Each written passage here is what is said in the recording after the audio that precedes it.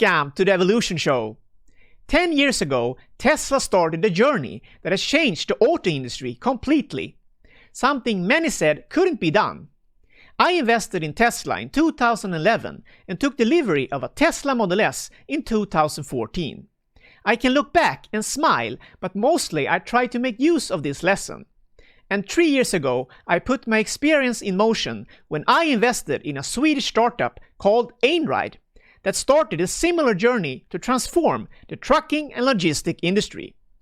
Einride has done what many said was impossible and developed a self-driving heavy electric truck that doesn't even have a cabin. Today, I will share why I invested in Einride and some of the company's game-changing milestones. So stick around to stay ahead of the curve and stay electric. This is the Evolution Show.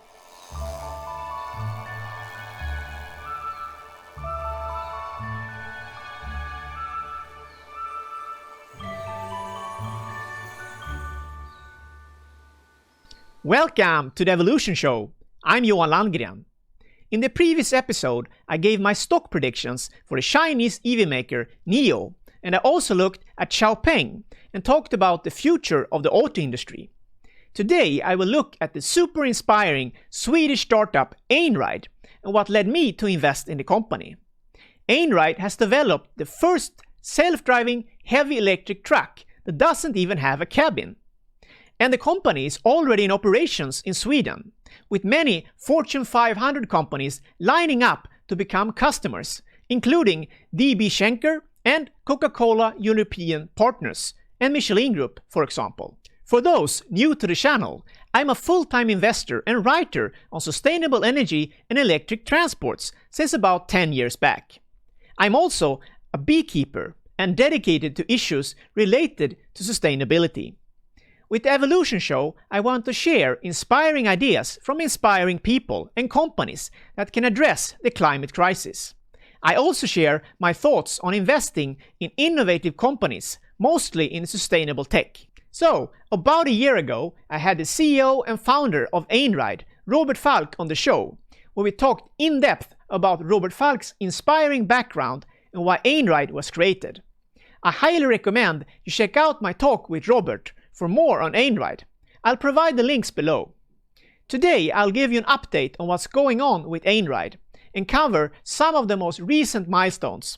I hope you like this episode, and if you do, don't forget, give us an early thumbs up and consider subscribing. We really appreciate it, and it really helps to spread the show to others that might be interested.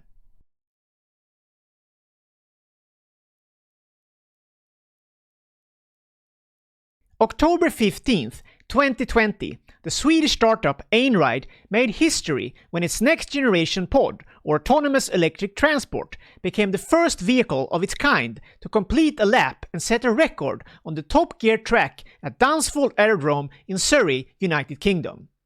I was especially impressed with how well the Einride's pod could follow the road in high speeds.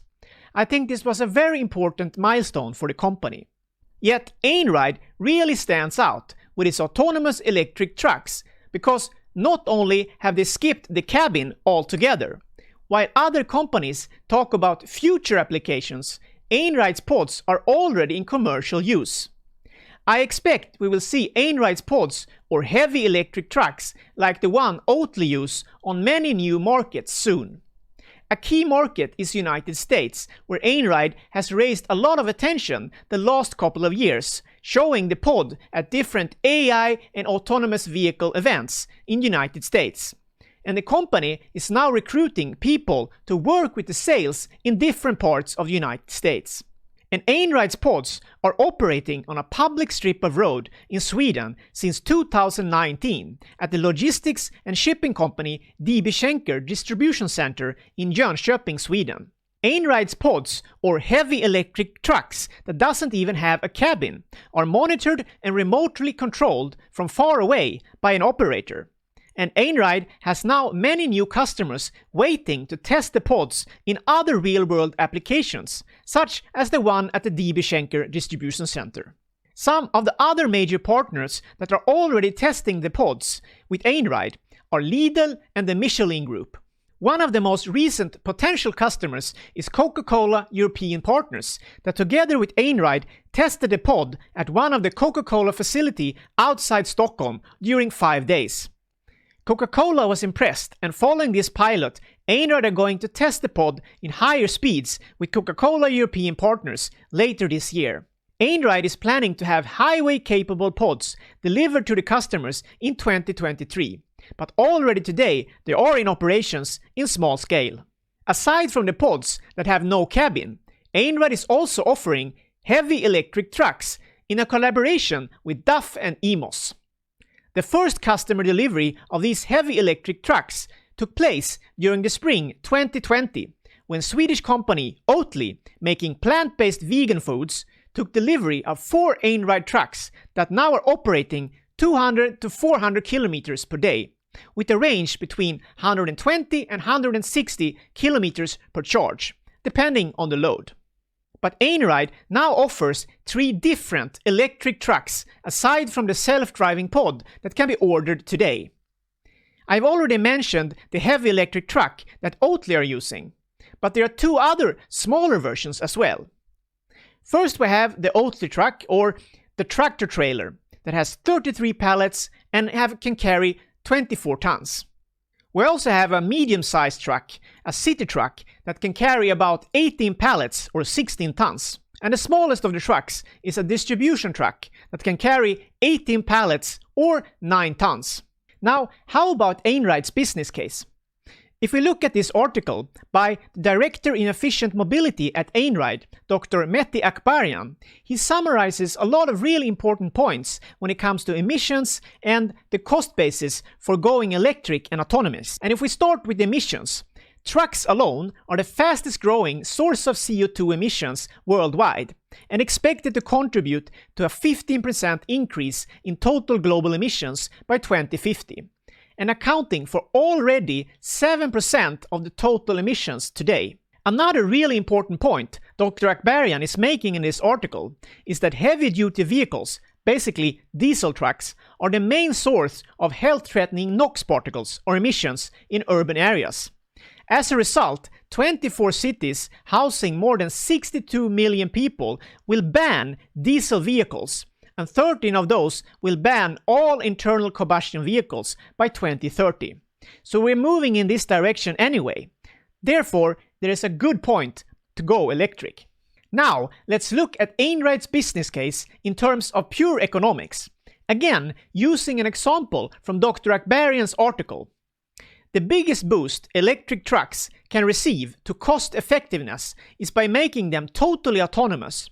Removing the driver from the equation improves the business case exponentially, making charging wait times for operators something that does not require oversight and improving the potential of scheduling without having to account for swapping drivers. Our solution can reduce operating cost by up to 20% per kilometer compared to diesel trucks with platform-coordinated electrification alone, while implementing autonomous and electric capability and an operator-to-pod ratio of 1:10 would result in an additional 50% reduction in operating costs per day. Let's stop and think about this for a moment. First, you save 20% by going fully electric, compared to driving a diesel truck. But on top of that, you're saving additional 50% by going autonomous. And this is possible because when you go autonomous without a driver in the truck, the charging and reload times really doesn't matter. While if you have a driver, he or she costs money constantly when you're fueling the truck, during breaks, and all the costs involved in building and maintaining a cabin for the driver that now can be used for goods instead. Going electric and autonomous without even having a cabin is a game changer. I invested in Einride about 3 years ago as one of the very first investors. Einride is a non-listed company, which means you can't invest in a company on the public stock market. But if you're interested in the company, I highly recommend you contact the company directly. I've provided a link below. There are basically 3 things that made me invest in Einride. If we start with the team behind Einride, When I first met with the founders and the early Einride team in late 2018, I was very impressed with their broad knowledge and commitment to transform the trucking industry. This became very obvious to me the first time I met with Einride's founder and CEO, Robert Falk, at my first investment presentation with the company. Robert Falk, the founder and CEO of Einride, for example, has a background both as a very successful engineer in one of Sweden's leading trucking companies, but he's also a serial entrepreneur and has degrees in both economics and engineering at two of Sweden's most prestigious universities. For more about Robert, check out my 2 in-depth interviews I did on the Evolution Show. I'll provide the links below. And then of course we have Linnea Cornehed, the co-founder and currently Chief Marketing Officer at Einride, and she is just as impressive. For example, Linnea has been selected as one of Forbes 30 Under 30. Linnea started coding at an early age, which led her to own her own IT company just 19 years old. I know for a fact that Linnea brings a wealth of knowledge to the company, and she's a true inspiration in a world where tech startups often is so dominated by men. The second thing that really stands out with Einride and the team behind the company is the outside-box thinking, the innovative and creative thinking we find in so many successful startups. Robert was very convincing and with illustrative examples and facts made the argument how the company could transform the trucking industry and presented the first self-driving electric heavy truck without even a cabin. To me, this was both striking and very inspiring, because around this time, one of the world's leading trucking companies, Scania, expressed their doubt in heavy electric trucks when the company's chief electric engineer went out in Sweden's biggest tech magazine, Ny Teknik, and said that electric heavy trucks, such as the Tesla Semi, would be great to ship bags of potato chips. Basically saying that heavy electric trucks was a niche product at most. Fully self-electric truck wasn't even on the table for Scania just a couple of years ago. Other big truck companies made similar statements.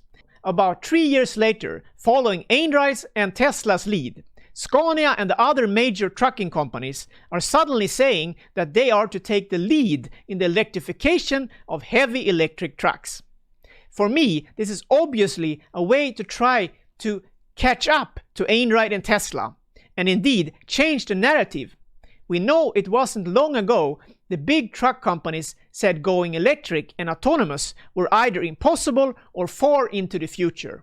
Don't get me wrong, I'm happy to see the big truck makers try to change, but we must remember that they do so because startups like Einride and Tesla are pushing them to go electric and autonomous, and if they don't, they will fade away.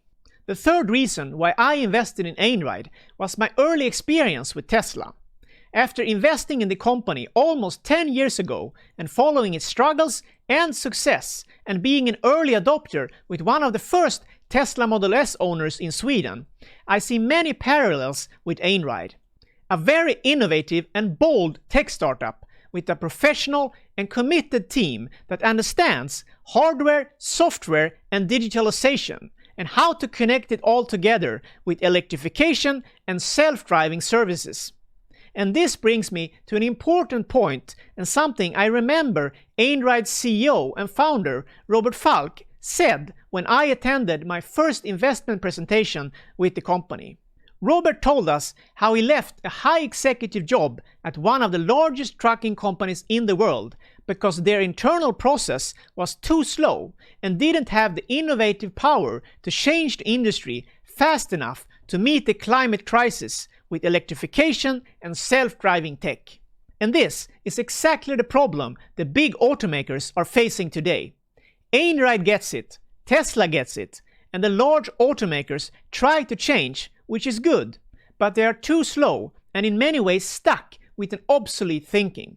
Because, let's face it, they are not very innovative in terms of software integration, electric mobility, and mobility as a service ideas, which is the true transformation and what we need for the future. And this is also why I believe that many of the big auto and trucking companies won't make the transition into the future, and why new companies like Einride and Tesla most likely will survive and remain in the lead for many years to come. In fact, I believe Einride's journey has just begun. That was all for today. I hope you found this episode interesting. What do you think about Einride's self-driving electric pods? Share your ideas in the comments below. And if you liked the episode, don't forget, smash that thumbs up button and consider subscribing. We really appreciate it, and it helps to spread the show to others that might be interested. In the next episode, I will share my thinking how to invest in non-listed companies, something few people talk about, but hopefully can be helpful when entering this exciting but first seemingly impossible jungle. I have many inspiring episodes coming up, including my favorite investments right now. So stay tuned, stay ahead of the curve, and stay electric here on The Evolution Show.